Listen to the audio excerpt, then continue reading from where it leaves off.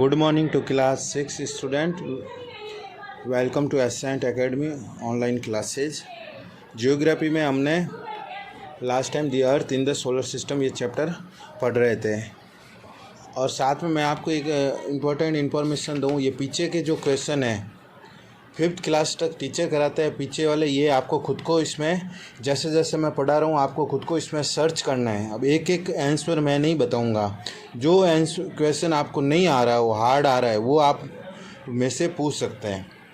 इसमें ये सब क्वेश्चन इसके अंदर आप अच्छे से रीड करो, वापस से पढ़ो, तब समझ में आएगा। टोटली टीचर के ऊपर क्वेश्चन आंसर पर डिपेंड नहीं, क्योंकि आप अब 5th तक एक अलग सेगमेंट होता है और 6 से आप एक अलग स्टेज होती है पढ़ाई की। इसमें आपको खुद को आंसर लिखना होता है और खुद को सर्च करना होता है ताकि आपकी रीडिंग बार बार अच्छी हो जाए। एक क्वेश्चन को पढ़ने के लिए आपको वापस से बार बार चैप्टर को रीड करना पड़ेगा। अब लास्ट टाइम हमने क्या पढ़ा था? लास्ट टाइम हमने यहाँ तक पढ़ा था। ये जो my very efficient mother just served as nuts, इसके बारे में पढ़ा था। ये एक ट्रिक थी डिस्टेंस फ्रॉम द सन, ये प्लैनेट्स को पढ़ने के लिए। The amount of the heat received by a planets depend on the distance from the planets from the sun. और सन से ये जैसे ये सन है, सन की डिस्टेंस के अनुसार ये इसकी हीट होती है। ये जो सबसे नज़दीक है मरकरी, ये सबसे ज़्यादा गर्म होगा और नेपच्यून क्या होगा? सबसे ज़्यादा ठंडा होगा। Time taken to complete one revolution depend on the distance of the planet from the sun. और इसका वन रिवॉल्यूशन किसके ऊपर डिपेंड करेगा? वो एक डिस्टेंस के ऊपर डिपेंड करेगा। जो नज़दीक होगा वो जल्दी सूरज के जल्दी नज़दीक से घूमेगा। जैसे सबसे नज़दीक कौन सा है इसके अंदर? मरकरी, मतलब सन के सबसे नज़दीक है। ये सबसे जल्दी रिवॉल्यूशन मतलब चक्कर खाएगा। और a Mercury is the nearest to the sun, it takes only about 88 earth days, मतलब 88 डेज ऐसा लगता है, लगभग 3 महीने अर्थ के हिसाब से 3 महीने लगते हैं। ये 3 महीने में सन के पूरा चक्कर वन रिवॉल्यूशन करता है, क्योंकि ये सबसे नज़दीक है। और जैसे जैसे दूर होगा वीनस उससे ज़्यादा टाइम लगाता है। अर्थ कितना लगाता है? 365 दिन, जब भी तो 1 साल पूरा कंप्लीट होता है। अब आप सोचो ये जैसे जैसे दिन बढ़ रहे हैं, लास्ट नेपच्यून के कितने होंगे?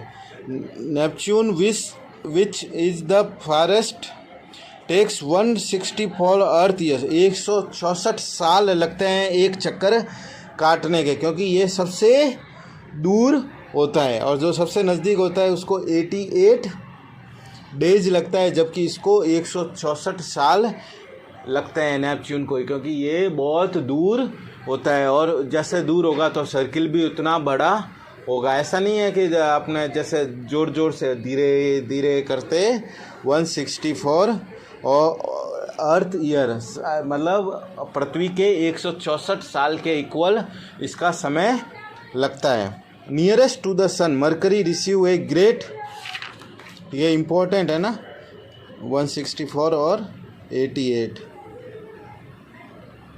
Nearest to the sun Mercury receive a great amount of heat.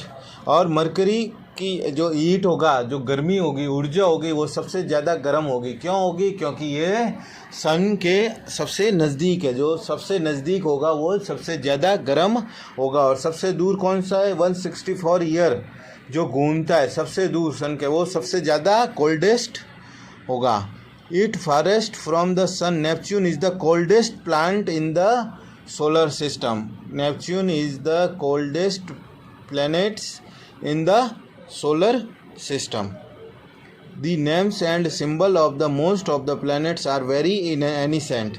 और इनके जैसे नाम है प्लैनेट्स के और इनके जो सिंबल होते हैं बहुत प्राचीन समय से है। ऐसा नहीं है कि अभी 50 साल 100 साल 500 साल हुए, ये लाखों साल पुराने ऋषि मुनियों के तरह से उस समय से इसके सिंबल ये बने गए हैं।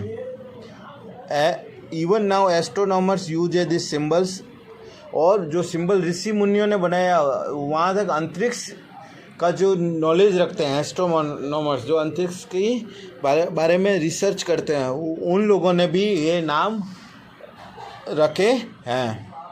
अब हम पढ़ेंगे एस्ट्रोनॉइड्स and प्लेनेनॉइड्स। Asteroids are the small body or rocky material and metal which revolves around the sun mainly between the orbit of Mars and Jupiter। अब इसमें आपको याद रखना है ये एस्ट्रोनॉइड्स क्या होते हैं, एक मटेरियल टाइप, कुछ स्टोन जैसे मटेरियल होते हैं जो किसके बीच में घूमते हैं, मार्स और जुपिटर के। अब अपने इस डायग्राम में वापस जाओ, मार्स और जुपिटर, ये थर्ड और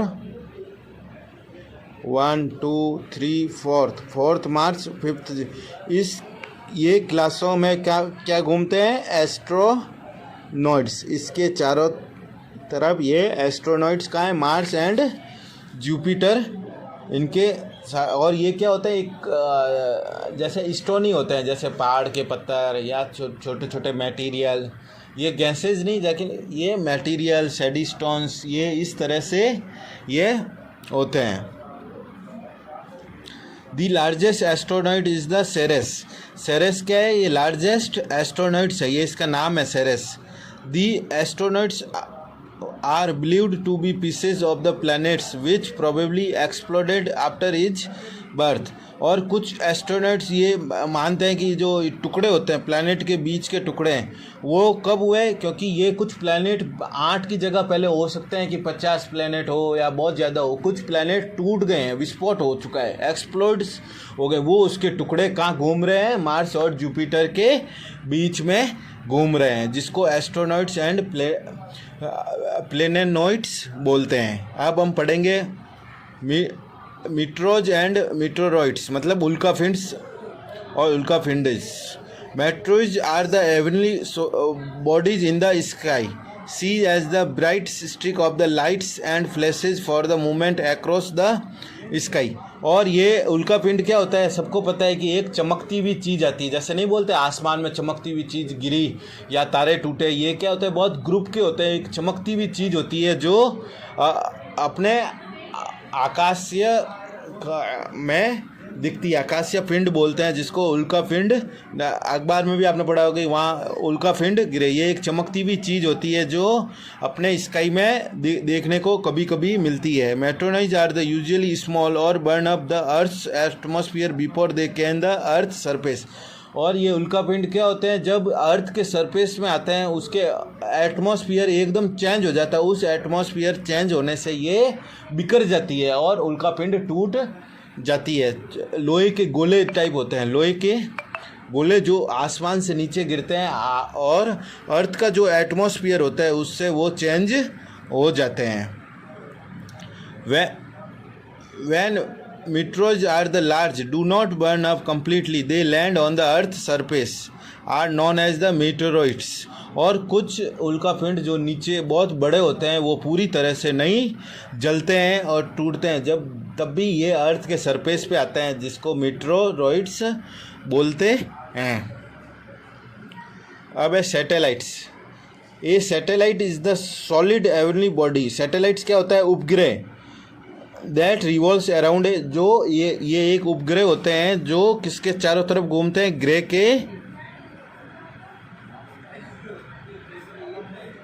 के चारों तरफ घूमते हैं। There are more than 60 satellite in our solar system, more than 60 satellite in our solar system except Mercury and Venus. और मरकरी और वीनस 2 प्लैनेट्स को छोड़ के सब जगह सैटेलाइट्स होती है। All the other planets have their own satellites. और सब ग्रह अपनी अलग अलग सैटेलाइट्स रखते हैं। और अर्थ की सैटेलाइट्स क्या होती है, the moon is the satellites of the earth which revolves around the earth. और अपने जो चंद्रमा है वो किसकी सैटेलाइट्स होती है, वो सैटेलाइट्स होती है अर्थ की। Like planets the satellites too have no lights of their own. कुछ ये जैसे अपन चंद्रमा चमकते हुए देखते हैं, एक्चुअल में ये उसकी खुद की लाइट्स नहीं होती है, ये किसकी लाइट होती है? They just reflect a light from received from the sun. ये सन की जो लाइट्स होती है उसका रिफ्लेक्शन ये होता है। आज के लिए मैं इतना ही आपको बताऊंगा। नेक्स्ट सेशन से वापस है ये सैटेलाइट से आपको इसमें बताऊंगा।